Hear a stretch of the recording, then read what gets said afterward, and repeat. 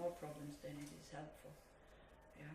So if you have hang-ups, and if tomorrow then we start to say these things, and you get all tense, just let go. It has nothing to do with you. You don't want to say these things.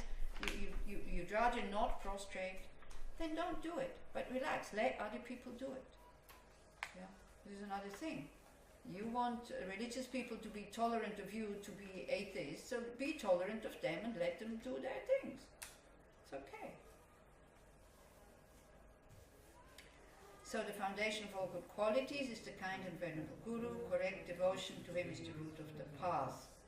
Why is he the foundation? Like, you need the Guru in order to go on a path. Because without Guru, if it's only the teachings of the Buddha, if we have no living examples like the Guru, this here talks about the living master. Yeah? If we have no living masters, it will be very, very difficult for us to be inspired that it is possible to have a mind that is free, totally free from all negative emotions. I was fortunate enough to be able to be with the Tibetans for 17 years. And I have seen beings that could be called gurus or masters because they have total mastery over their mind. So therefore I have confidence that I can go the same way. I have confidence that I can also be without any negative emotions because I've seen them living it. If I wouldn't have had these gurus, I don't know if I would still be on the path. Also, one needs advice because there's so many things to be practiced. So you need somebody who knows the path, and you need somebody who can tell you, okay, first you do this, then you do that, like a coach. If you want to become a really good sports person, you need a coach. There's no self-made Olympic champions. Yeah, if you do it hobby-wise, okay. If you want to transform your mind as a hobby, you don't need a coach. But if you really want to go to full awakening, you do need a coach. Not right now. Now you have me. I'm telling you the method, so that's good enough. But if you want to become a Buddhist, or if you do become a Buddhist, and you have this goal in front of you of full awakening, you need somebody to give you advice, somebody that you trust. And in order for you to trust a person, if you look at your Lam Rim outlines, on page, we're not going too much into this because, again, it comes at the beginning of this text. Why? Because they already think that you know the Four Noble Truths and all this, and you really want to go on this path, to make you be aware that you need a guide on this path, that's all. It doesn't say, before you can start, you need a guide. No, no, no. You can start, you can study, you can start to practice, and then when you see that you're stuck, I think it's the same with sports. There we understand it. We start as a hobby, and all of a sudden we start to discover, wow, I'm good at this. I want to get better, but I don't know how to get better. I need a coach. But first you need to see whether you would be interested in that kind of sport, and whether you have some talent, isn't it? Nobody goes to look for a tennis coach not having had a racket in his or her hands.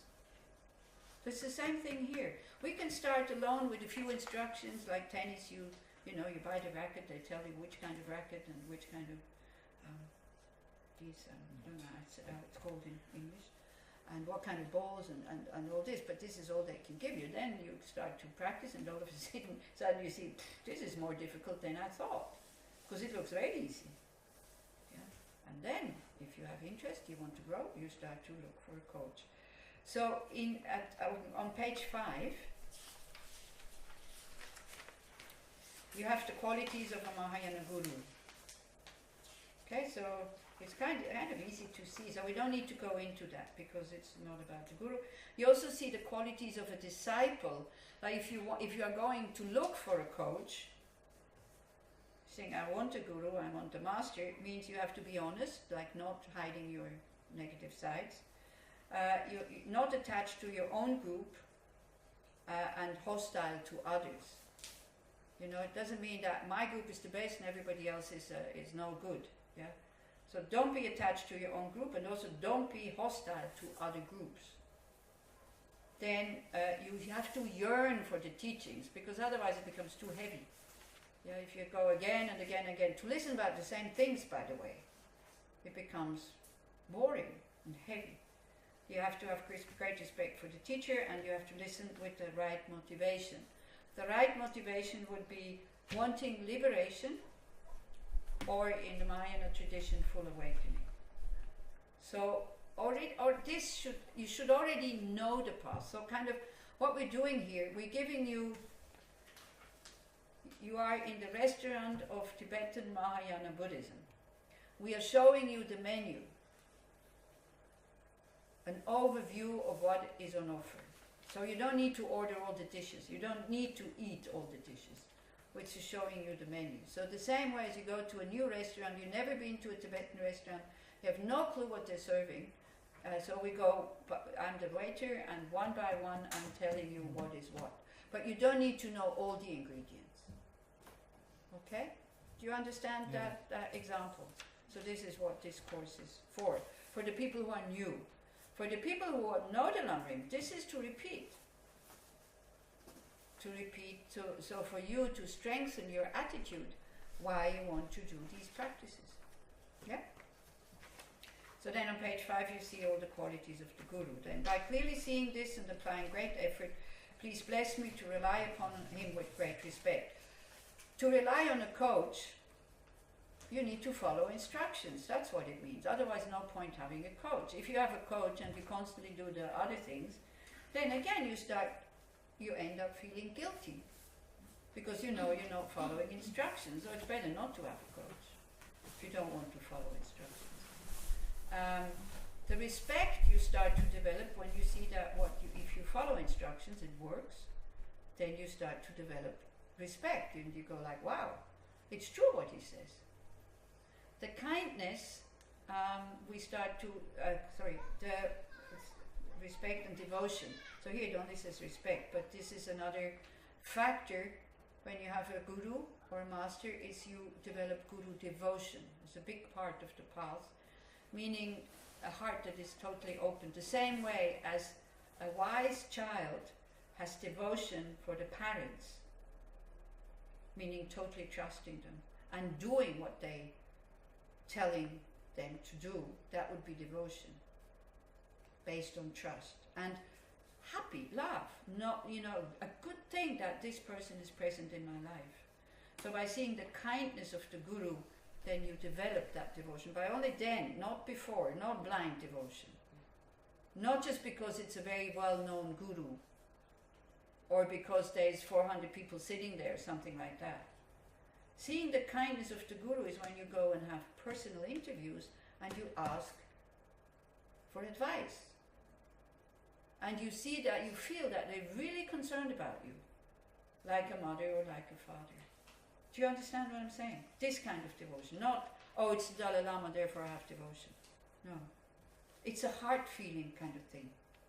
Yeah. And the more devotion you have for the Guru, the quicker your path will be. Because then he will be able to actually inspire you.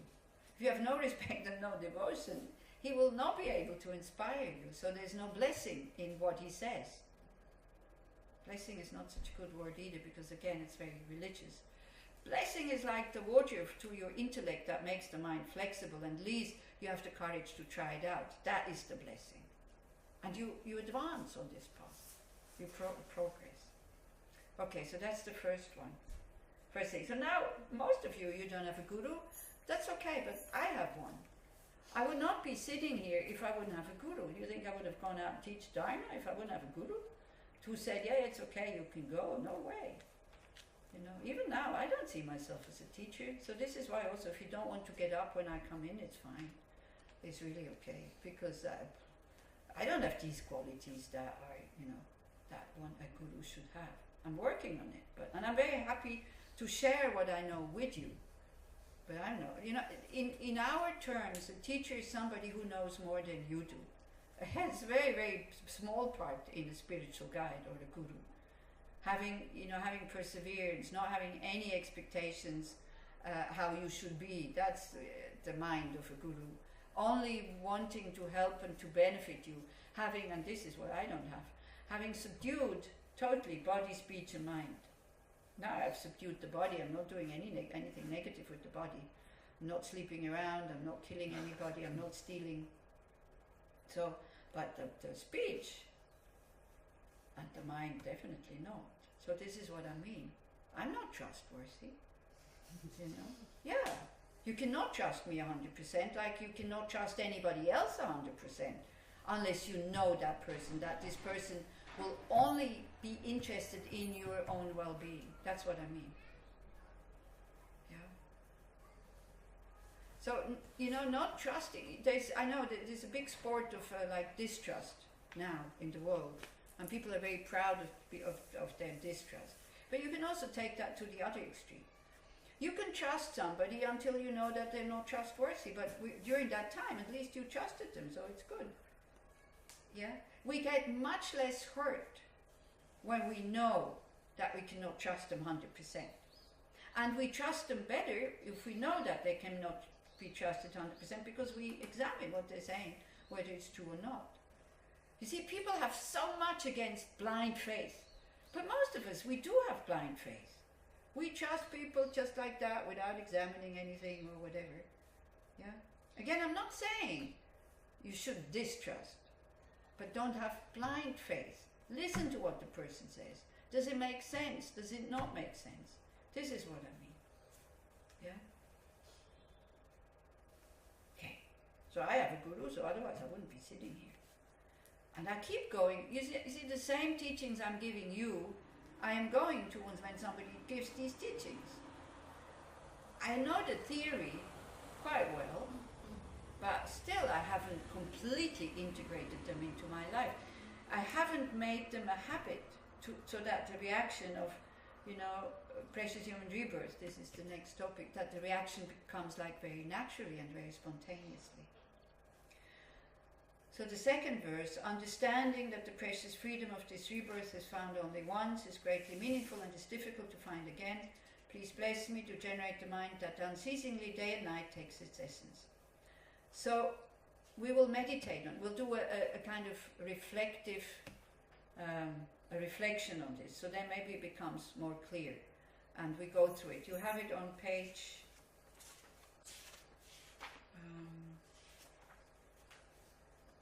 on page 5 again, where it says precious human rebirth.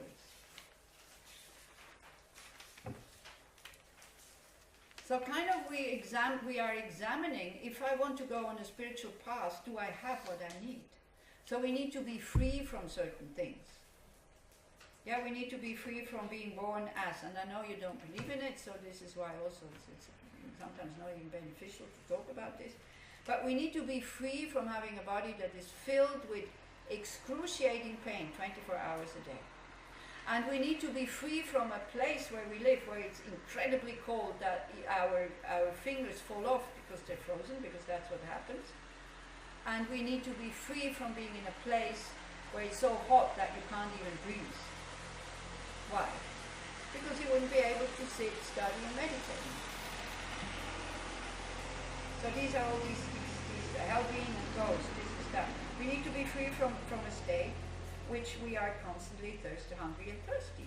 We wouldn't be interested in working with the mind. We would be out there trying to get food or drink.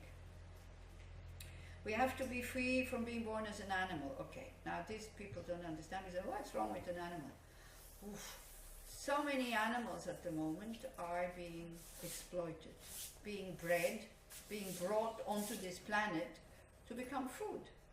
Now, okay, if you have given them a very good life and then you kill them, still not very nice. But look at the kind of life they have before they get killed. I mean, yesterday maybe you did smell the chickens who are a little bit further down. If it's really hot, go for a walk and think, how would it feel to sit in one of these hot houses with feathers, with my companions like this, you know? My beak kind of cut, because otherwise I get so aggressive because it's so difficult, these conditions, that I start to attack my companion. Then you can think, how would I feel living like that? Then, how we use this, because now I see your faces going. So how we use this is, I wouldn't feel good, but at the moment I'm not in such a situation. This is how we use the meditation. This is how we use it. We imagine how it would feel in these difficult conditions, and we go, but at the moment not. So therefore I want to make my life meaningful, because I don't know where I'm going to end up in my next life. So instead of feeling so much compassion and so sorry for these chickens, because it doesn't help them, it just makes you feel totally blocked, we think, hey, what is the best way to make my life meaningful? This will be the topic of your discussion group, that you discuss it with each other. What is for me a meaningful life? Animals in general, even if they're let free, they're interested in comfort, food, drink, sex. And if they have it, they're quite content. So if you have a mind like this, fine, you know, but then don't go on spiritual practices, okay? A long-living God is somebody that has an incredibly comfortable life, lots of money, lots of friends, healthy body, healthy mind. No interest for practicing, no need, seemingly. But then if these pillars collapse, they're left with nothing. So it's good that we don't have everything. It's good that we have some problems in our life. Wrong views would be, I cannot work with the mind. The way I am, that's the way I am. There's nothing that can be transformed with the right structure and with the right methods. Without spiritual teachings, like without methods also, we cannot transform. So we need to be free from a state. If you would be in, where's it, Mosul at the moment, where there's big attack happening, there's no spiritual teachings there, there's no time. This would be a hell existence. Okay, so we can have a lot of compassion for them. We will do meditation this evening where we send a lot of light to these troubled areas. It's about all we can do. It doesn't help to feel guilty about the good situation that we have. We start to see that our situation is very good. We're free from very difficult conditions, and therefore we want to do something with it. So then the next, like is also, it's without spiritual teachings, we need to be free from being born in a barbaric place. That would be Aleppo or Mosul at the moment. There's no way you can meditate there. And with limited mental capacities, then we would not understand what is being said. Yeah.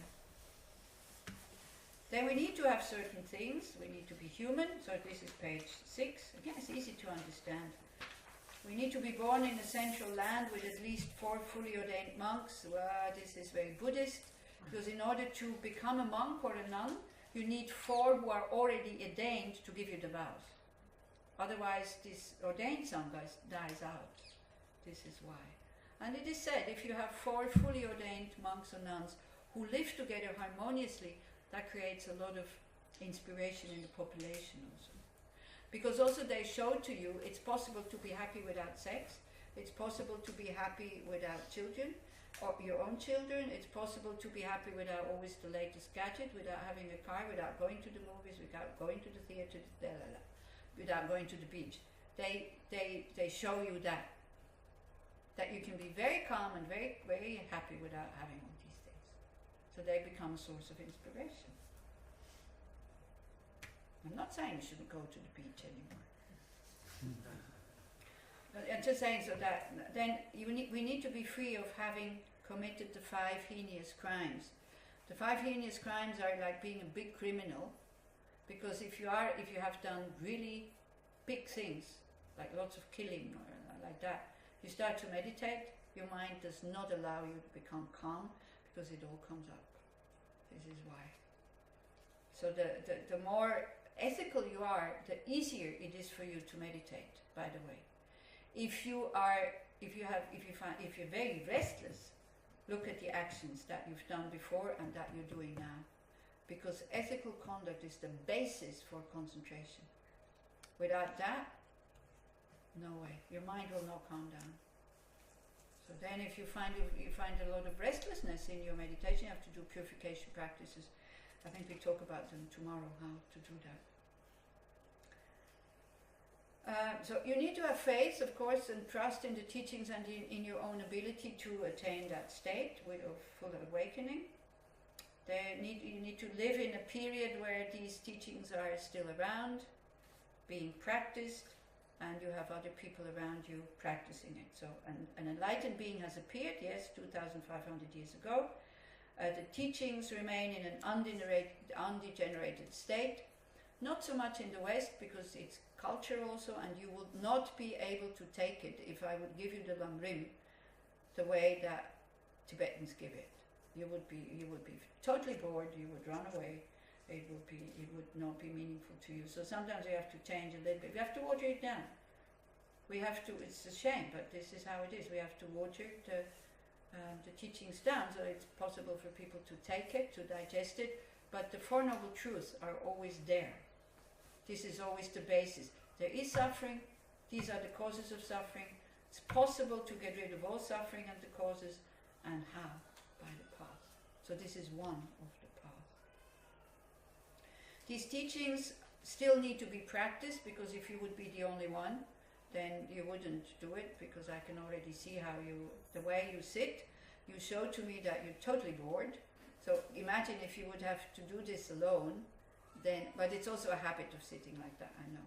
But one kind of learns to sit pretty straight, because also then the mind is more inspired. Because also if you want somebody to teach you, I'm not talking about me, I don't really mind so much, I'm just mentioning it. If you would imagine you had to give teaching to a group of people and they're sitting like this, would you feel very inspired? Would you have joy in giving them what you know? Not really, is it? But it's a habit. It's a habit. So one develops the habit of listening to teachings with an upright body, if possible. If possible. They're still being practiced. So alone we couldn't do it, and people in general are kind-hearted. We need other people around us who tell us, oh, it's a good thing that you want to develop a kind heart. So everybody says you're stupid and naive, which some people think it is. Unless the kindness is directed towards them, then they don't think it's stupid and naive. But if it's directed towards their enemies, then they come like, oh, you're so naive and so stupid. Then you can start to be very, very nasty with them, and when they complain, you say, oh, I decided to stop being stupid and naive. You told me I should stop that. So now what? Yeah, like that. Okay, so this is what is a precious human rebirth. Kind of, we will reflect on it after the break for you to see, do I have what I need? Because if you're lacking any of these things, it makes your path either very difficult and for other things totally impossible. So you need to get the conditions. And for us, then the task is to see, do I have it? And when we see I have it, we start to treat it as something really, really precious. To be grateful, to use the situation, because we don't know when it will end. Okay, so it's 5 to 11. We make a break until 20 past, 25 minutes. You're still in silence, so go for a little walk. Yeah, not necessarily where there's a lot of people. If you go out there and then you walk behind, you come up the tennis courts and you come down here. Probably you don't meet that many people. You can just reflect on what we said. And maybe already now, develop that mind, wow, I am so fortunate. And try to find reasons why you're fortunate. And not because I have this and this and this and this, but use it like we did now, the freedoms, because I'm not there, because I'm not in hospital, I'm not in an old people's home yet, I'm not in Aleppo, yeah, like this. So try to implement what we just did and see whether it does something to your mind. You look out and you see the open space, you go like, ah, wow, I could be blind. And then you feel yourself walking and you go like, wow, I could be paralyzed. You're thirsty and you have a cup of tea and you go, wow, I could be somewhere where there's nothing to drink. And then you start to see the effect on the mind, and then I will guide you through the meditation how to do this in a structured way. Okay? But if possible, keep silent.